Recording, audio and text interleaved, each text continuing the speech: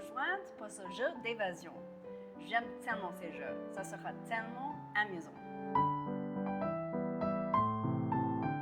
Moi, je n'ai jamais essayé un jeu d'évasion. Qu'est-ce qui arrive si c'est trop difficile? Serons-nous piégés là-dedans pour toujours? Je ne suis pas certain, mais ne t'inquiète. Nous allons sûrement s'y échapper. Notre jeu d'évasion s'appelle la quête du livre gagnant et nous allons que 20 minutes pour résoudre tous les énigmes et de s'y échapper. Alors, allons-y.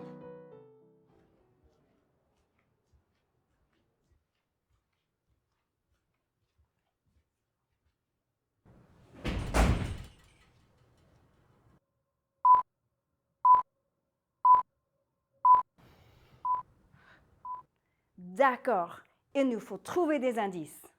Bien sûr, il y aura des indices quelque part dans ces livres, mais où commencer? Regarde le billet. Il y a quelque chose dans le coin. Une montagne? C'est peut-être un indice. Ah! Ah! 2 feuilles de papier étaient dans ce livre. Chaque feuille a une seule lettre écrite dessus. Je vais les placer ici sur la table. Bravo! Vous avez trouvé le premier indice. Visionnez cette vidéo pour apprendre de l'information importante au sujet du livre que vous avez dans les mains. Aubépine, tome 1. Le génie Saligo de Carensac et Tampico. J'ai droit à des vœux? Bien sûr!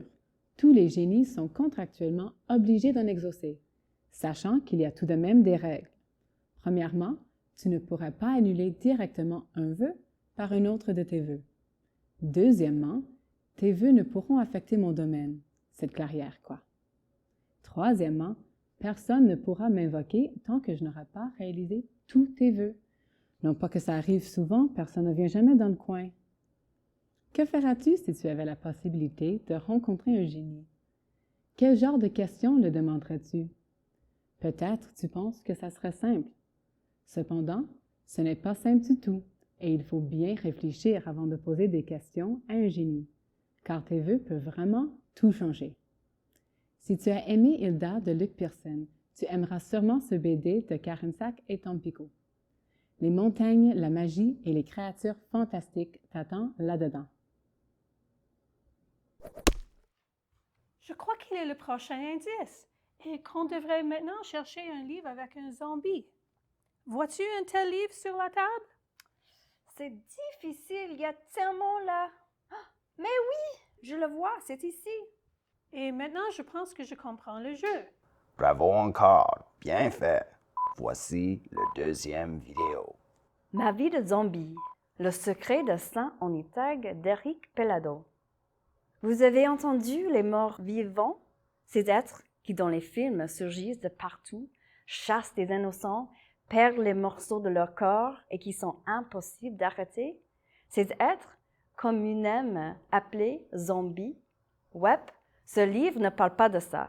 Je sais, le livre s'appelle Ma vie de zombie, mais Xavier, l'héros dans l'histoire, se distingue plutôt comme un vivant mort qui ne leur est pas semblable du tout. Les différences? Xavier, même s'il est mort, vit avec ses parents et sa grand-mère dans une commune sous le cimetière de Saint-Onitag. Il joue avec son amie Martine chaque jour et mange aussi du tofu chaque jour. Il est en fait très content. Son plus grand chagrin est de ne pas savoir comment va son petit frère Benjamin, qui est encore vivant. Voici le début de son aventure. La veille d'Halloween est le moment où il est possible pour un vivant mort de sortir dans le monde des vivants et de se promener dans le village. C'est exactement ce que Xavier entreprend de faire. Qu'en pensez-vous? Retrouvera-t-il son frère? Et si oui, comment réagira Benjamin en face de son frère aîné, maintenant zombiesque? Oh, un chat! J'adore les chats! Moi aussi. Penses-tu qu'on cherche un vrai chat ou un livre au sujet d'un chat? J'espère que c'est un vrai chat, mais... Ah! Voici un chat! Et un livre avec 2 autres lettres. Bravo! Voici la troisième vidéo. Marcher sur une ligne de trottoir, ça jamais. D'Émilie Rivard. Aimeriez-vous lire une histoire légère et drôle au sujet de l'amitié et de la camaraderie entre les élèves? Si oui, ce livre est parfait pour vous. Valériane vient de déménager à un nouveau quartier et elle veut trouver des nouveaux amis. Mais elle a un secret gênant. Elle a la phobie de marcher sur les lignes de trottoir. En fait, elle n'a jamais marché sur une ligne de trottoir de toute sa vie. Heureusement, elle rencontre des amis qui ne la taquinent pas. À sa grande surprise, eux aussi ont des superstitions un peu bêtes. Ensemble, ils aident l'une et l'autre à surmonter leur phobie. Valériane et ses nouveaux camarades découvrent qu'avec le soutien des amis, ils peuvent faire face à leur peur et peut-être même les vaincre. C'était quoi ça? Un nuage? Peut-être. Ah, voici un livre avec des nuages sur la couverture et dans le titre. À qui appartient les nuages? De Mario Brassard et Gérard Dubois. Quand Mila avait 9 ans, la guerre est arrivée à son village.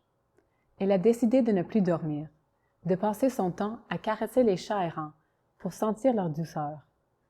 Mais elle ne pouvait pas éviter le sommeil pour toujours. Et quand elle dormait, elle faisait toujours le même rêve épuisant. Elle était dans une longue file, avec sa famille, ses voisins et les voisins de ses voisins. Personne ne savait où elle menait. Allait-elle vers un endroit sûr ou vers plus de dangers et de bombardements? Un jour, après la disparition tragique de son oncle et le rapprochement des nuages de fumée gris de leur maison, la famille de Mila a rejoint une file comme celle de ses rêves. Ce livre magnifiquement illustré montre les souvenirs d'être un enfant réfugié et les petites choses qui font ressurgir ces souvenirs, même des années plus tard lorsque la vie est à nouveau belle. Je pense que je devrais lire ce livre aussi. Elle a l'air tellement intéressante. Oui. J'ai une amie qui a déménagé ici parce qu'il y a une guerre dans son pays. C'était difficile pour elle, mais ça va mieux maintenant. Ah oui? Oh, voici un livre avec une étoile. Maintenant, nous pouvons ajouter les lettres T et B. Amstramgram de Sophie Labelle. Steffi Bondu est première de classe à l'école. Elle se prépare à participer à la finale de la dictée nationale Ercline Barbin à Rimouski pour courir la chance de gagner un voyage à Paris.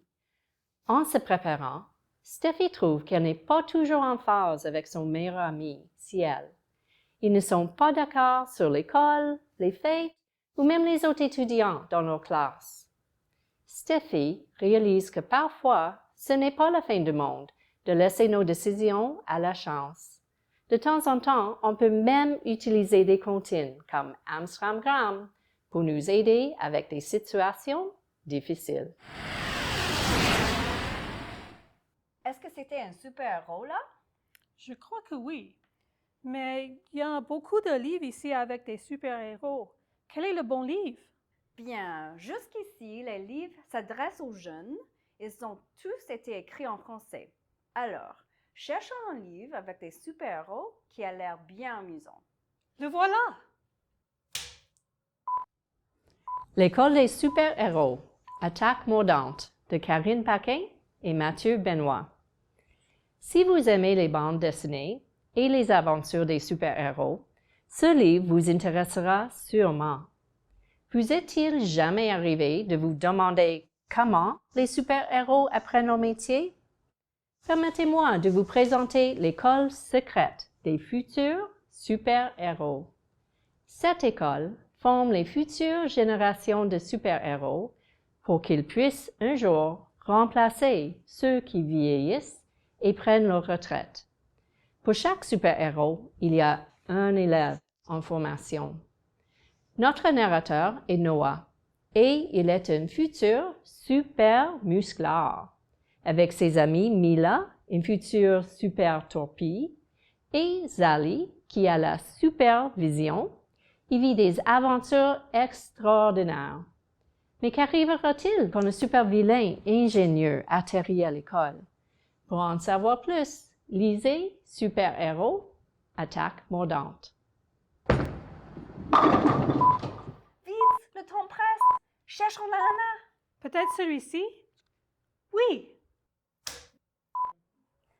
Le chapeau de fruits d'Amélie Stardust. Surprenant et plein de suspense, Le chapeau de fruits est un roman d'horreur pour jeunes lecteurs. C'est l'histoire de deux sœurs, Rosalie et Anisha, qui ne pourraient pas être plus différentes. Rosalie a la tête en l'air et la mémoire courte, tandis que Anisha est tout simplement géniale. Pour la 4e année de suite, Anisha avait remporté le premier prix de la foire scientifique de l'école. Mais elle refuse de révéler à Rosalie ce qu'est son projet. Rosalie admire énormément sa grande sœur. Elle décide donc de redoubler d'efforts dans son propre projet scientifique cette année. Non pour gagner le prix, mais pour impressionner Anisha. Comment son chapeau de fruits se comparera-t-il au projet d'Anisha? Pour en savoir plus, je vous invite à lire Le chapeau de fruits d'Amélie Stardust.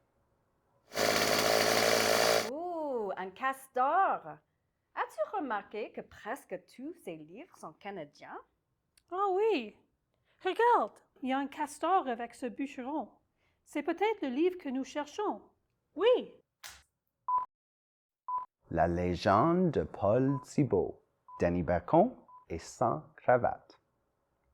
Vrai comme vous êtes là, je vais vous présenter un héros qui vivait au nord de nos contrées.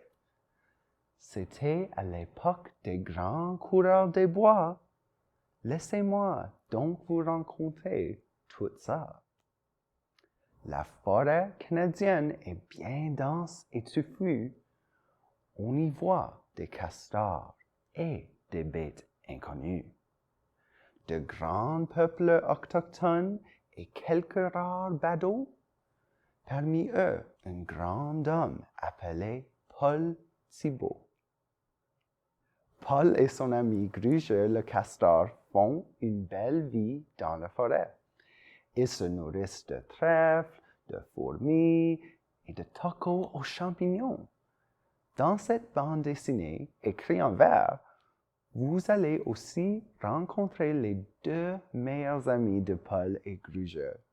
Louisette, la meilleure bûcheronne de toute la forêt boréale, et Sam, un maître draveur qui peut descendre une rivière en dansant debout sur une tronc. Êtes-vous assez courageux pour découvrir comment Paul et ses amis font vaincre les monstres des bois? Êtes-vous assez courageux pour découvrir comment Sam se sert d'un livre pour sauver ses amis? Êtes-vous assez courageux pour découvrir comment ça se fait que Paul perde son pantalon? Lisez donc la légende de Paul Thibault. Vous avez trouvé toutes les lettres. Il ne vous reste pas beaucoup de temps. Vous devez maintenant classer les lettres que vous avez trouvées pour trouver les mots qui manquent dans cette phrase. Les mots commencent par la même lettre et ont le même nombre de lettres. Il y a 2 L, 2 B et 2 I. Les mots doivent commencer avec une de ces lettres. C'est vraiment difficile. Mais que signifient les bonbons à la fin du dernier vidéo?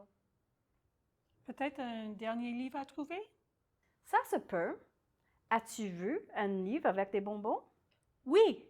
El Capucci, les bonbons maléfiques de Pascal Richard, Alexandre Courteau et Baptiste Amselem. C'était le vainqueur de la bataille des bouquins l'année passée. Ça y est, bataille et bouquin commencent avec les mêmes lettres et a le même nombre de lettres.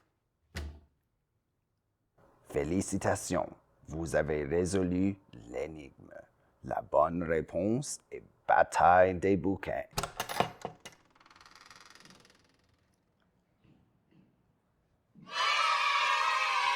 Ouf! Nous l'avons découvert juste à temps. ça marche déjà, la bataille des bouquins? On lit un ou plusieurs des livres nominés et ensuite on peut voter. C'est tout en ligne à epl.ca/bataille et on peut voter jusqu'au 15 avril 2023. Ah, je comprends maintenant! Ces 8 livres avec les indices sont les nominés. Ils sont tous disponibles à l'Edmonton Public Library et peut-être aussi à la bibliothèque de l'école. Ils ont tous l'air intéressants. Je pense que nous devrions commencer à lire. Bonne idée!